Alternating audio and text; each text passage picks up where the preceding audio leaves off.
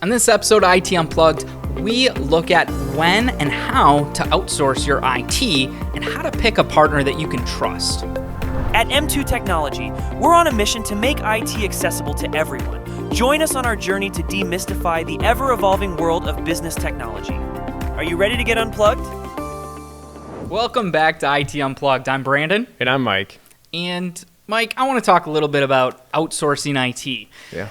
Now, I know maybe we're a little bit biased on the subject because we do outsource a lot of IT at M2 Technology, and we're the people doing it. But it happens. It happens occasionally. It happens, thankfully. That's why we have jobs.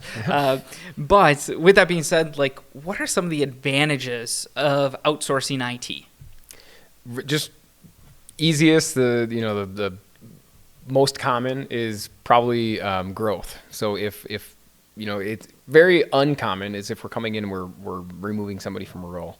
You have a staff of 3 and you just wake up one morning and you're like, it's going to be cheaper or makes more sense for us to have only one IT person on staff, and we're going to go find somebody else to do the other 2, and it's going to be a whole company.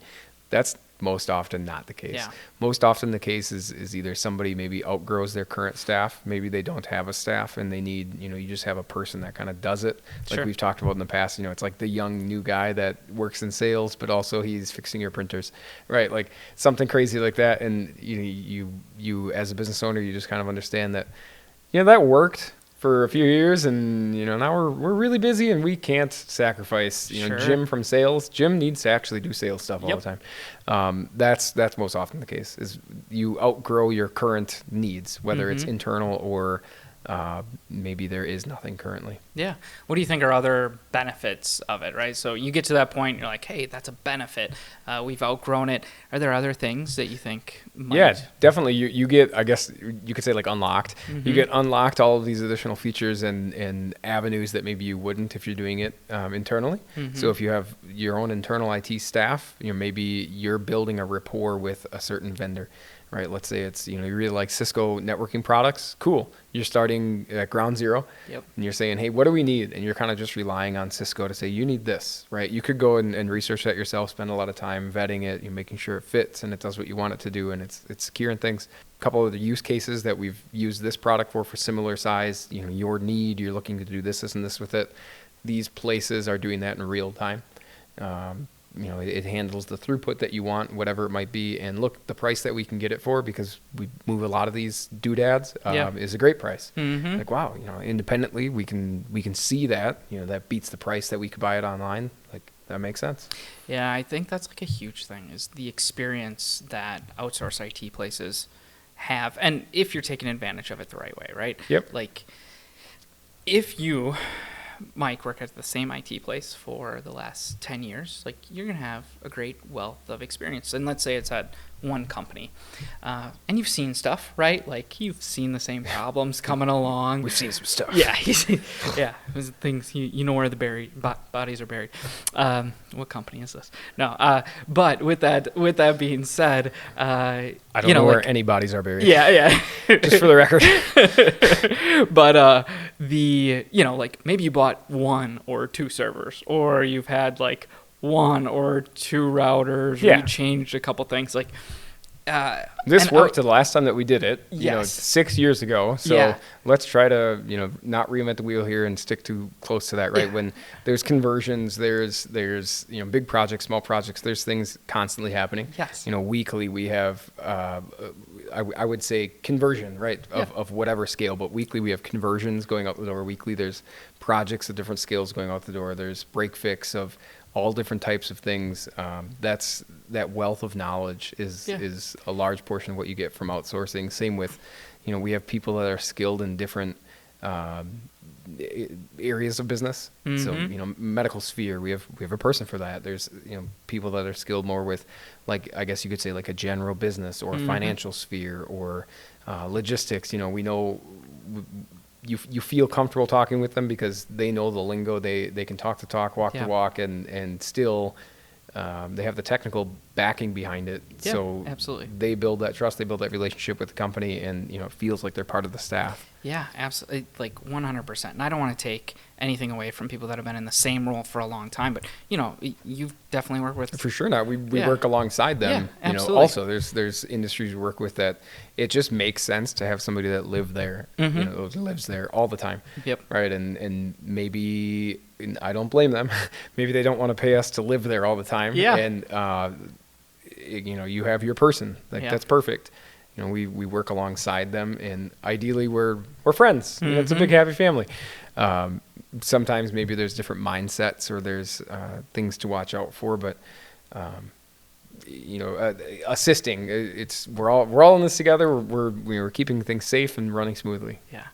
I think there's a stat that came out that said 70% of companies in like the next couple of years are looking to outsource their IT, which is a really large number. I guess my question is like to you, and you kind of talked about growth, but like, is there other indicators that show like now's the right time to do outsourcing of IT? Because frankly, I don't think it always makes sense. You know what I mean? Like you got to kind of, and you want to be honest with customers. Is there like other tipping points other than growth that you're like, yeah, maybe you should look into outsourcing IT?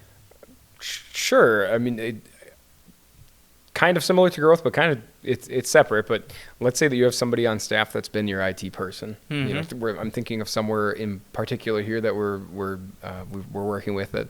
Their person is nearing retirement age, and they know it. It's not a secret. Everybody's aware. Like, hey, so and so is going to be retiring soon, and we're going to have to phase this out. So we're not really sure if we want to hire somebody. Go through the hiring process, try to replace this person. Also, we have grown, so now we need to hire somebody, and we should probably hire a somebody helper, or two of the same level or whatever it is, or if we want to outsource that.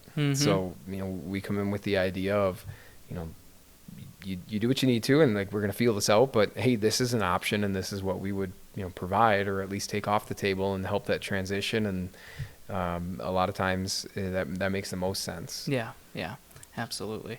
I think sometimes like with that growth too, there's certain things that it's not just like people, it's also who you're doing business with, and the requirements for your business might change. And like as you continue to grow and you have different partners, there's different stipulations that you might meet to actually work with those vendors. So that kind of segues into the next question that I'm kind of curious about here is, what are some of the specific IT functions that are best suited for outsourcing, or that you see outsourced a lot of the times? Role specific? Or like task specific, right? Like we have help desk, we have networking. So like, what are the things that more so higher end? Okay. So not higher end meaning like just specifically dollar amount or something, but higher end more so meaning maybe the day-to-day stuff. Hey, Julie comes in, our printer doesn't work, that type of thing. Maybe you'd have somebody in house for, but more difficult networking tasks or large scale projects or maintenance of security and making sure all of the moving pieces are as they should and working on a network level. A lot of that's kind of a more higher network engineering type level, that to have somebody that does that on staff proficiently. And like you said, stays current with changing trends and regulations and current threats and things like that. It's just not as easily possible for just the average help staff, or not a help desk worker, but the average just day-to-day employee. So to offload that to us would be fits in with what we first opened with that's most common. Okay, that kind of makes sense. I mean, I think a lot of people also do some of those other tasks, but like, are they fully? I feel like help desk and stuff like that, like sometimes you do shoot them off to outsource IT, but it's like a add-on almost. You know what I mean? Like if you were just doing help desk, like, we're going to outsource IT, but it's just going to be help desk. You know what I mean? It's like, that's kind of one of those things that like that doesn't really always make sense, it seems like. But I and just person, like speaking from what we've worked with in the past, that's not the case. Yeah. You know, it's very, I mean, very rarely, I guess you could say, but really just like it hasn't happened where we've gone in somewhere and they're like, all we want to, like, all we're looking for, we've got everything handled. All we're looking for is just when something breaks in the morning, you know, we just really want to call somebody.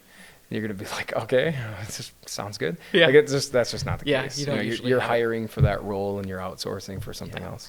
Yeah. I think the businesses that know where they could use help, are like great partners to have. And sometimes that depends on the IT person that you're working with as well, because, you know, we recently worked with a place and like, we just need networking. Like we can do it all, but like, I don't touch networking. And that was a great experience because like we knew where we can fit into that spot. But then there's some other, professionals out there that might be like, I can do this. I'll figure it out on my own. You know what I mean? And they just kind of like hide that fact because they don't want to go out and partner. Or they only loop you in when you get into trouble. Yes. Right? Like there's some sort of major issue or you're, you know, hey, we're doing this large scale project and we need to, you know, completely redo this thing. Right. Well, I don't know how to do that. I know how to do the day-to-day, but I can't do that, you know, and then we get looped in, we have to play cleanup and yeah. It's definitely, I agree. Yeah. It's definitely a lot, more streamlined when the business owner or the business that we're working with knows their area of expertise. And that happens in all different departments, right? Like I just think of sales and we partner with different people to clean up, you know, like the message or the branding, or, you know what I mean? Like SEO. Yeah. When it comes to marketing, like you're never going to you very rarely hire one person that can do all things super well, right? So it's always nice to partner with those other people. It's just kind of being open and having that conversation. Kind of full circle with what we said maybe like 2 points ago too, is there's, you know, you partner with a team, you partner with an MSP. There's different people on a team that have different specialties among the team, right? So maybe it's a different industry. That's, you know, this has its own little nuance that this industry doesn't have, something like that. Yep.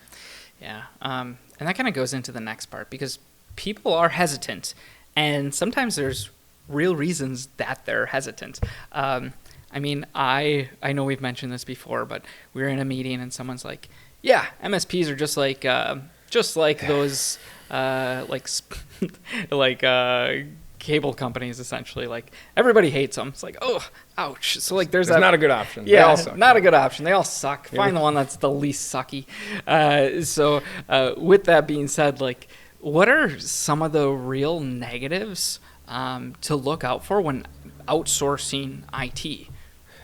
In the past, we've talked about, you know, a prior podcast episode, we talked about kind of like some red flags for onboarding or red flags for like your MSP.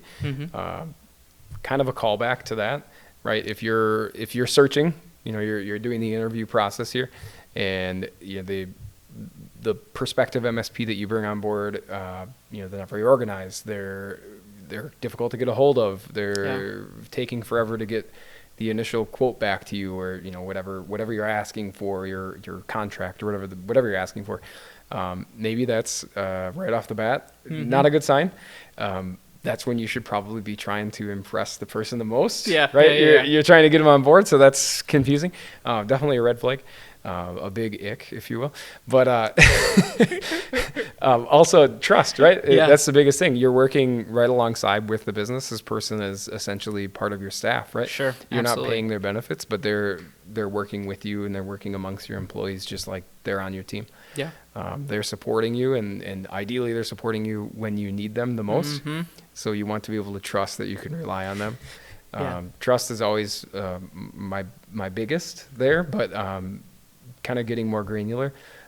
If you're very concerned about it, maybe ask for some references or like credentials. You know, hey, what does your staff have as far as security training? Or have you worked with, you know, maybe you work in the engineering sphere and you need to have a certain level of NIST compliance.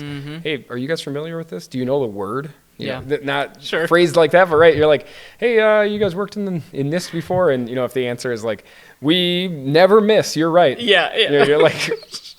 Is that old sailing term? What is that? Oh, yeah. Good. These guys don't miss. Yeah. NIST.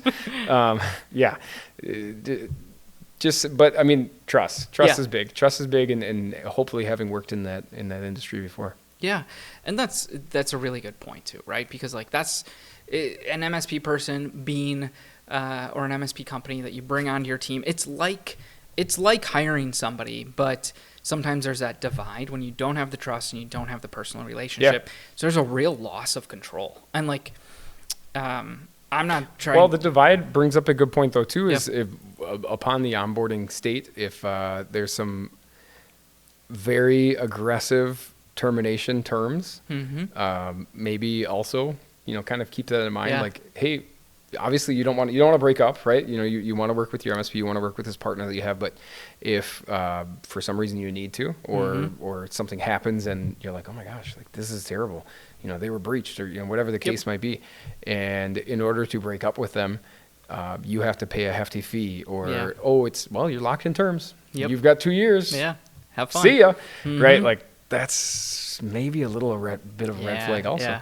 Yeah, you're right. Like that trap kind of in there, right? Because when you have an employee and they're not working out, you Wisconsin's in that will state. Yeah, right. See you later. Yeah, there are some risks associated with it. And as an MSP that wants more clients, of course, like it's still important to say these things out loud and be like, hey, there's real, like, they're not operating in your building a lot of the times even. I mean, that's a barrier right there. You're like, what are these guys doing? Like, I can't walk over there and check. But it's just good to, like, address that. We actually brought on a customer, and they're asking for a lot from us and things that other customers haven't asked for. And it's like, well, how is this going to be done? What's the outline of it? Give us dates. Give us this. And it's like we're right there in the office with them, honestly. And it's probably, we're so used to that trust with a lot of our customers that it's like, in the short term, it seems more labor intensive, but in the long term, it's only beneficial for them, right? We satisfy what they are asking for and what they need, but also for future needs of that, or perhaps that just becomes SOP at that point, or whatever. Yeah, there's some legwork, there's some admin work, but it's that's some good accountability. Yeah, absolutely. And that's the thing, is like, that's that kind of partnership that you want to foster. And having a partner like that kind of stretches you and asks you things that you haven't had before is like, oh, okay, yeah, this, if I was in-house, I would be giving this to like the C-suite possibly, like this plan. Like, why can't we do that as an MSP? So it was like, kind of a little bit like, we better get some stuff in order. Like, we know how to do it, but now we got to document it. But at the same time, like, cool, this is stretching us and it's going to just make us better. It's new. New, and it's going to make us better in the future. So, yeah, absolutely. So lots of things to think about. And I liked in this episode how we kind of, looked at the pros and cons, because not every business is ready to outsource IT, and being upfront and honest about it, evaluating your choices, and taking your time when it comes to outsourcing and taking those next steps is really important for these businesses. So with that being said, thanks so much for listening and watching IT Unplugged. Please follow us on social. If you have any IT questions or anything like that, reach out to M2 Technology. We're always here to help. Thanks so much.